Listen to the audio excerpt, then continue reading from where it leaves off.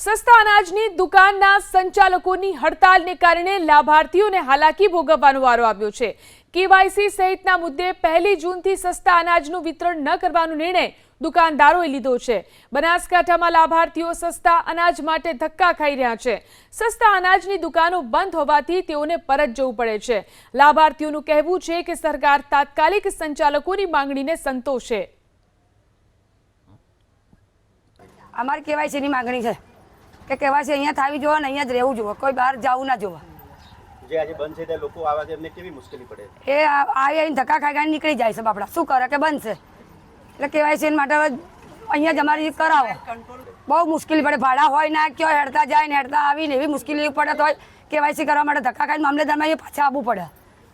તમારી માંગણી શું છે? અમારી માંગણી કેવાયસીની છે, કંટ્રોલમાં થવી જોવે। આમ તો જોવા જઈએ તો સવારે વહેલા જ જે સસ્તા અનાજની મતલબ ગામડામાં કંટ્રોલ કહે છે ત્યાં આગળ ગામડામાં લોકોની લાઈનો લાગી જતી હોય છે। અત્યારે બંધ હોય ત્યારે વહેલી સવારે પશુનું સેવા ચાકરી કરવાના બદલે લોકો સવારે લાઈનમાં આવીને ઊભા હોય છે અને બંધ દેખીને એક નિશાસો નાખતા હોય છે। તો સરકારે આ પ્રત્યે જલ્દીથી જલ્દી ઉકેલ આવે તેવા પ્રયત્નો કરવા જોઈએ।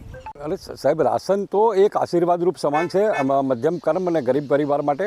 અને ખરેખર છેલ્લા 2 દિવસથી જે પરિસ્થિતિ નિર્માણ થઈ છે કે કંટ્રોલ પર જઈએ છીએ ને તાળું જોઈને પાછા આવીએ છીએ તો ખરેખર ખૂબ જ પરિસ્થિતિ છે કે મધ્યમ વર્ગનો વ્યક્તિ તો કરી લેશે પણ જે ગરીબ પરિવાર જેના પર નિર્ભર છે કે આ એક આશીર્વાદરૂપ સમાન છે।